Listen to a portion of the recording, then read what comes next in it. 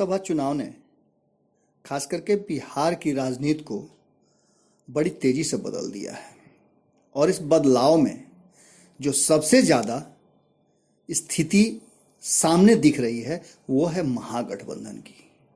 महागठबंधन में हो भी क्यों ना, क्योंकि किसी भी दल को ये बात पता नहीं है कि वो कितने सीटों पर चुनाव लड़ रहा है। महागठबंधन में इस बात को लेकर के असमंजस की स्थिति है। पार्टी के साथ साथ पार्टी के सुप्रीमो के बीच क्या बातें हुई ये बहुत सारे नेताओं को पता नहीं है, जो लाइन में चुनाव में अपने आप को खड़ा करने की सोच रहे हैं, जो खुद की तैयारी कर रहे हैं कि उन्हें उनकी पार्टी टिकट देगी। उन लोगों की स्थिति बहुत ही असमंजस में है, क्योंकि महागठबंधन में ये तय ही नहीं हो पाया है कि कौन सी पार्टी किस सीट पर लड़ेगी। खास करके जिस तरह का व्यवहार राजद और कांग्रेस के बीच में हो रहा है, उस बात को लेकर के और भी असमंजस की स्थिति पैदा हो गई है। एक तरफ जहां कांग्रेस उन्हीं सीटों पर दावेदारी कर रहा है जो आरजेडी को पसंद है, और आरजेडी कांग्रेस की जीती हुई सीटों पर दावेदारी कर रहा है। दूसरी तरफ कांग्रेस जिन लोगों को अपने साथ जोड़ना चाह रहा है, राजद को उन लोगों से आपत्ति है। बैड एलिमेंट बता करके उन्हें नो एंट्री का बोर्ड लगा दे रहे हैं।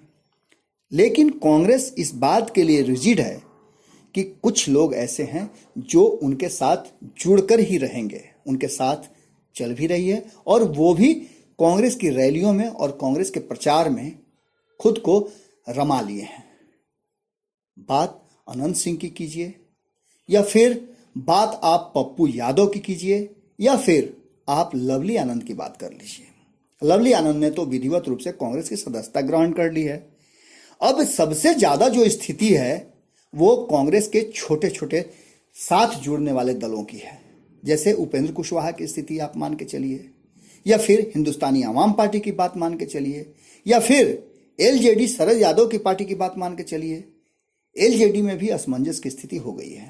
पहले हिंदुस्तानी आवाम पार्टी में हुई, हिंदुस्तानी आवाम पार्टी बिखर गई है। हिंदुस्तानी आवाम पार्टी में दो दो तीन तीन लगातार इस्तीफे हुए हैं। काफ़ी भारी संख्या में लोग हमसे अलग हो गए हैं। वृष्णि पटेल अलग हो गए हैं, दानिश रिजवान अलग हो गए हैं। वहीं आरएलएसपी में भी विकेट गिरना शुरू हो चुका है। नागमणि का विकेट खुद आरएलएसपी सुप्रीमो ने गिराया। आपातकालीन बैठक बुलाई गई और आरएलएसपी जगदेव प्रसाद के मूर्ति अनावरण में जैसे ही नजर आए, आरएलएसपी में भी टूट तय माना जाने लगा, और टूट हो भी गया। आरएलएसपी को ने शोकॉज जारी कर दिया है नागमणि को। इसके साथ साथ अब तीसरे नंबर पर जो पार्टी है वो है एलजेडी, शरद यादव की पार्टी। शरद यादव की पार्टी के साथ सबसे बड़ा लोचा यह है कि शरद यादव को 3 सीटें चाहिए। खुद अपनी सीट वो माधेपुरा से चाह रहे हैं, और माधेपुरा में पप्पू यादव पहले से सांसद हैं, जो कांग्रेस के साथ पूरी तरह से बिना किसी शर्त जुड़े हुए हैं। अब तो उन्होंने यहां तक भी कह दिया है, जैसे कि खबर से हमने आपको बताया कि उन्होंने यहां तक कह दिया है कि वो कांग्रेस के टिकट पर भी चुनाव लड़ सकते हैं। पप्पू यादव की पैरवी अब शरद यादव भी करने लगे हैं, लालू प्रसाद से भी पैरवी करने लगे हैं कि माफ कर दिया जाए। कहीं ना कहीं ऐसा लग रहा है शरद यादव को कि पप्पू यादव उनकी बात मान जाएंगे और माधेपुरा से शिफ्ट होकर कहीं और से चुनाव लड़ लेंगे। शरद यादव की माधेपुरा में अपनी दावेदारी है। उसके साथ साथ अपने अन्य लोगों के लिए उदय नारायण चौधरी हों या इस तरह के और भी कई नेता हैं, उनके लिए भी वो पैरवी कर रहे हैं। अब अगला नंबर किसका होगा महागठबंधन में टूट फूट का, ये तो समय बताएगा।